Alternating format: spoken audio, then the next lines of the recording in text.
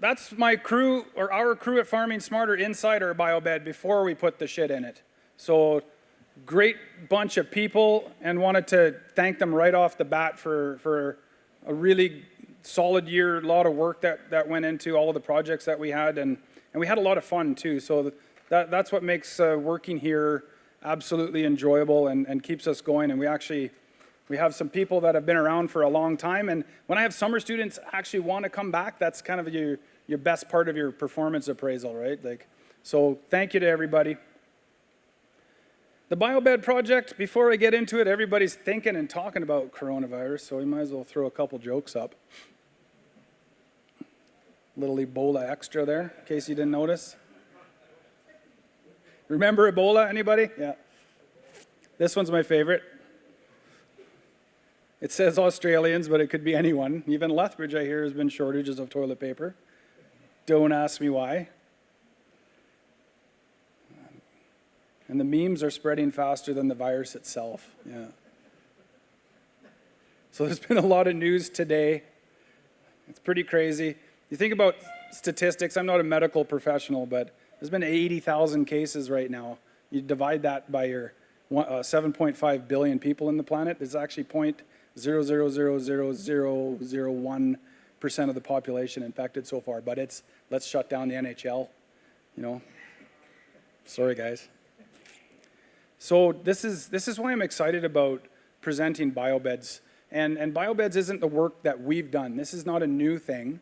It has been around for quite some time. There's a scientist out of Ag Canada in Lethbridge, Dr. Claudia Sheedy, who actually had conducted and part of a number of studies over the last 10 to 15 years. So basically the science is done on this. Biobeds work. They're a very great way of dealing with leftover pesticides or what's left when you clean out your sprayer. So the rinsate. The word rinsate, pretty obvious, whatever you rinse out of your sprayer. In Europe now, the adoption is pretty high. There's about 3,000 biobeds in use, and there's maybe 10 in Canada. So not a lot, but we also, always hear about public and social license, and I think, is it Lisa? Lisa's talking about voice and good news stories to share with the public. I think this is a really perfect example. If we could really grab hold of this idea and have a lot of adoption, turn around and sell that to the public as to what we're doing with responsible use of pesticides on top of what we're already doing. So this picture right here, and the farmer will remain anonymous, but sprays and cleans out in his yard, right? Everybody has a spot where they clean their sprayers and switch to another chemical. Not a really big deal. There's not a lot left over in a sprayer. They're pretty good these days. But you think about how many times you do that in a year, and you think about compounding that over multiple years. What happens when you have a great big rainstorm? 4 inches of rain all at once, and that tends to happen in southern Alberta. So this is exactly what happened here. All of that chemical that was sort of stuck to the gravel in the ditches was rinsed down the ditch bank and then right onto his airstrip. And when you fly planes, that's the first thing you see. So just an amazing visual of what can happen. And about 70% of our surface water contamination is coming from point sources like this where you're mixing and handling chemicals. So you can deal with a huge part of any potential pesticide contamination by dealing with these locations. So there's another obvious reason why I think this is a really obvious thing to get involved with is this is usually in your yard where you live, where you have your family too. So why not be able to take care of the stuff around your own home, and also you have the double whammy of selling the good news story to the public good. So just a couple of quick slides regarding the science, and this is from Claudia's project. In fact, she actually, and her Biobed team, which was kind of weird because Jamie and I were put on the Biobed team, and then within 2 weeks we got this fancy award, and we hadn't done anything yet. So these are awards that, actually George Clayton won one, and they worked their entire career and won this really prestigious Golden Harvest Award. So we joined the project, hadn't really done anything, and got the award. So yay for us. I haven't picked it up yet. I said, you know what, I'm not going to come pick that award up until I actually do something. But yeah, I missed the presentation because I was embarrassed. Yeah. Anyways, It's because of the good work that she's done and that team has done in studying the biobeds across the country. So I've mentioned this already. We'll move on. So her project had a number of biobeds: Grand Prairie, Lethbridge, Vegreville, Simpson, and Outlook. And then this is looking at the number of different pesticides that were removed and the total mass of removal. So the biobed, which is really a biofilter, and the main component, and you'll see on our little mobile trailer there, Toby built us a nice window of what the biobed mix looks like. It's basically a layer of gravel on the bottom, some landscape fabric, and then a mixture of compost, old manure in a pile, some soil, and some straw.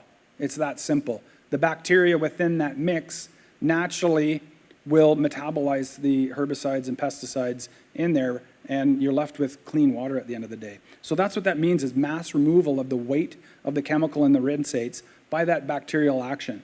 Now, and it works on almost all of the herbicides and pesticides that we use, but there's a few that don't quite work. So we're talking in the range of 90 to 99% removal, which is pretty cool.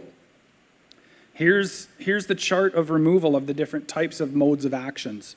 So only a couple that are causing problems. Clopyralid is one of importance that's being used a fair bit. That's the active ingredient in Lontrell and a number of other tank mix options there. And bentazone is Bazagran. So those are sort of the two outliers that, for whatever reason, the natural flora within that compost mix isn't doing it. It could be because it's so readily soluble in water that it just runs through too quickly to be caught. She did tell me, though, that they're working on it and that there's some potential for inoculating these biobeds to be able to deal with those sort of outlier chemicals. But considering the amount of active ingredients that we use, it does a really good job on a good majority of them. They actually put together what they called I can't read it there, a robust biobed design for managing pesticide rinsate. Is there anyone from Ag Canada here right now? Good. It's kind of shitty. It's like you put an engineer together with a lawyer to write a manual. So it is available, and it has lots of good information, but we right off the bat noticed, like, who's going to take this manual and build a biobed? It's a big barrier. So we wanted to simplify that and go through it. And at the same time, we wanted to practice what we preach. So the best way for me to be able to talk to somebody about something is to really do it myself. So we built our own biobed at our research farm in Lethbridge. And throughout the process, we came through some hurdles and realized that not only was it really easy to do, but we could make it a lot easier for everyone else.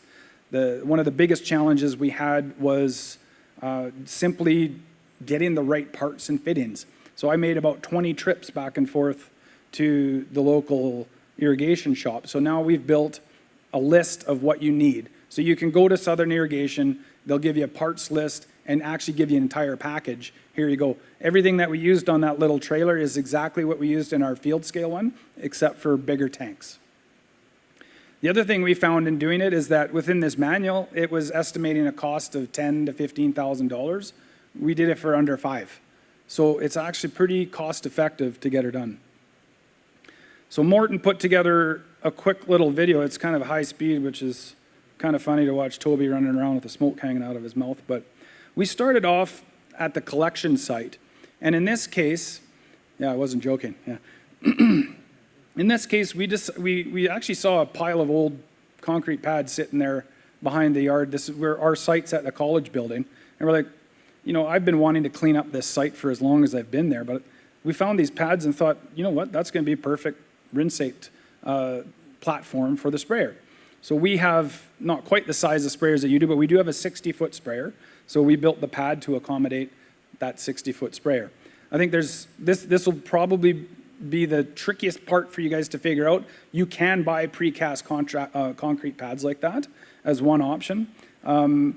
Concrete in itself is not a cost-effective way to do it. So we were looking for cheaper ways. And another option, and I'll show you a picture of that in a second, would be to draw a V-ditch and just line it. So that'd be a pretty cheap way of doing it. There's probably some other options that once folks start building them, they can come up with some different ways of doing it. Maybe cutting culverts in half, or taking 2-foot PVCs, cutting them in half and creating a trough. In our case, we had free concrete pads, so there was no cost to it. We're just going to have to sort of seal in between the cracks and make sure that it's good.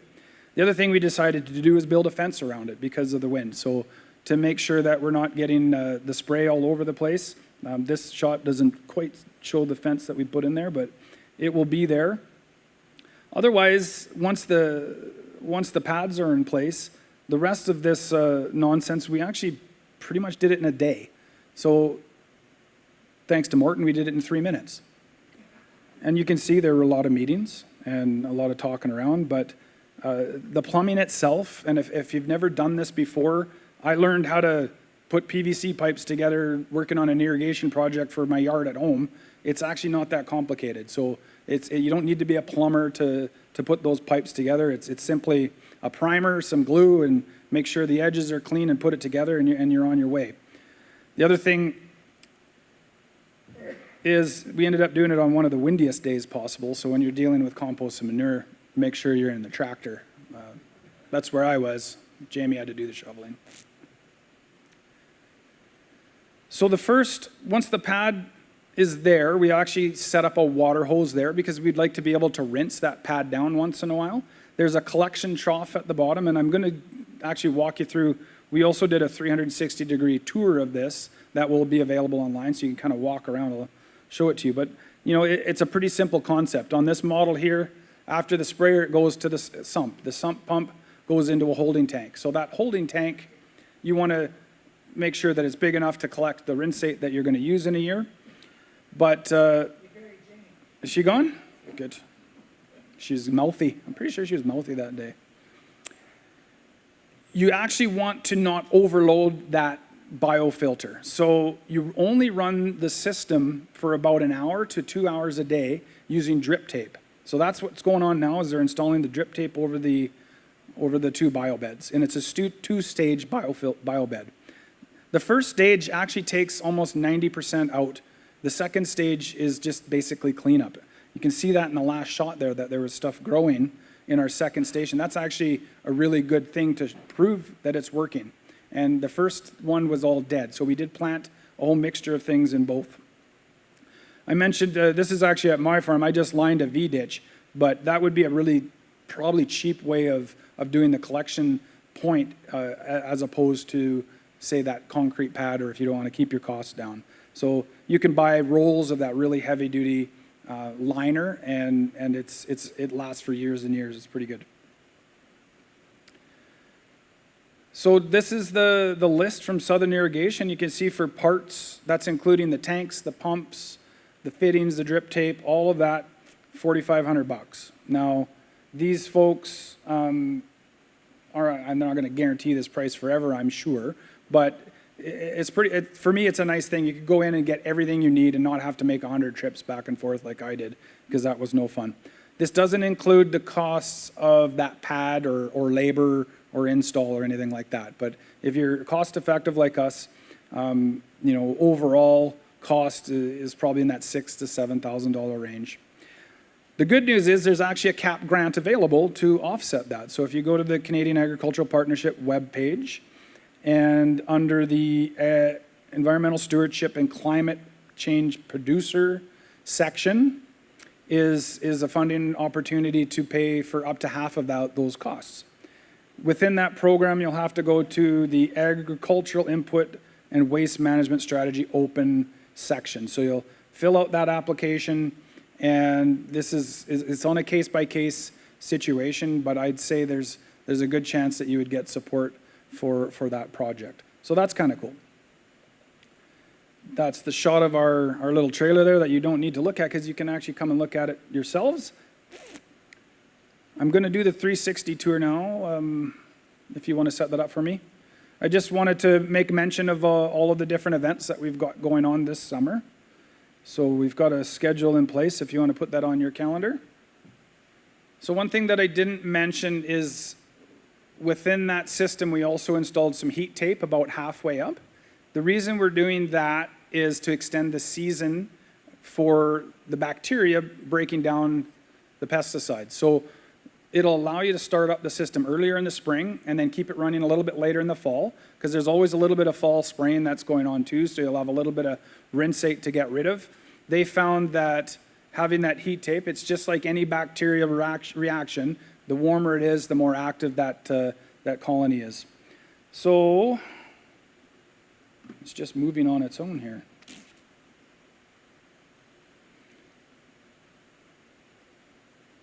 So this will be live, and you can go on your little tour.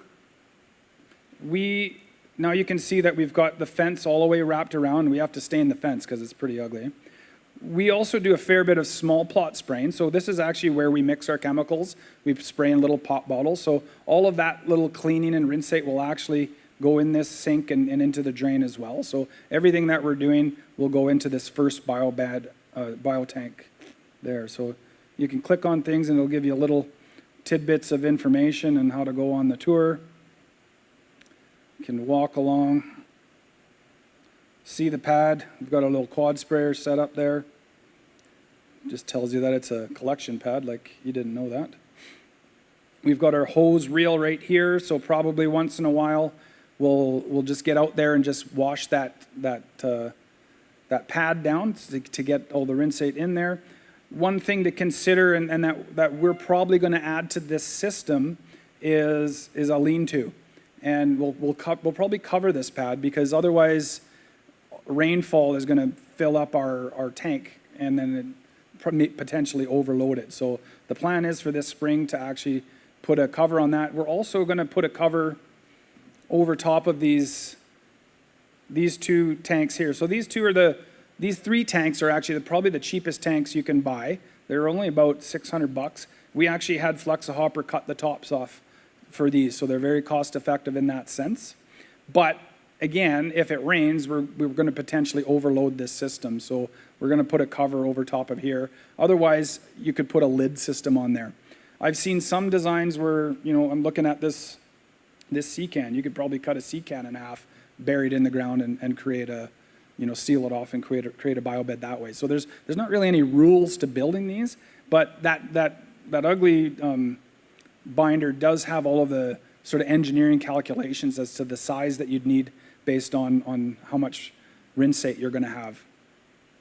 So the sump here pumps up through a one-way filter and a check valve and then loads up into this the holding tank. Inside of this tank, we also have just another little sump pump. So if you check out the sump pumps that they're just a little blue one, and we just put a 1-inch hose on top there and threw it in there. So we set on the timer so that we're going to recirculate that rinsate tank. Because you can imagine you're putting a whole bunch of different chemicals in there. We don't want to have it settling. So we're going to have it timed that it starts running an hour before the actual pressure pump. Pressure pump down here, after this mixes for an hour, will turn on and run for an hour or so based on what we find out over time. So runs through there. And then once it drains through the system, there's another sump that pumps it to the secondary unit. So just some information on the type of tank, 1,250 gallons.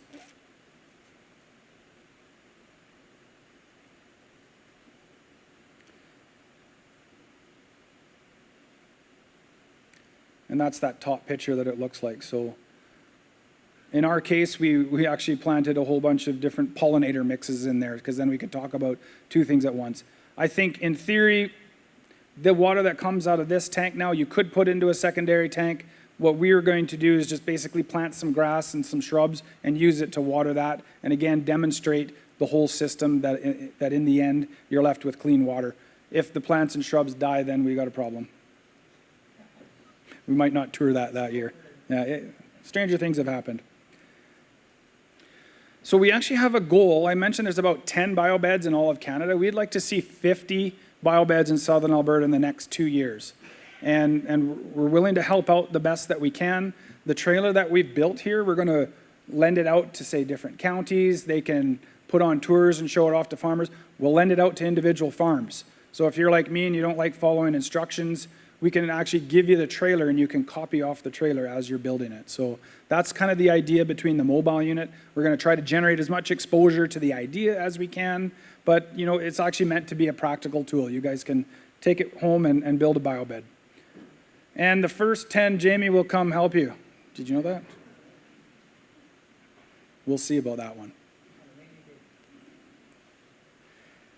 Thank you very much. Are there any questions? So, what's the composition of this biobed? Because you mentioned that you put a mix of different media. Yep. Has been optimized for performance and efficiency and efficacy? It's actually a pretty simple mix. I think it's just a 1-to-1 mix.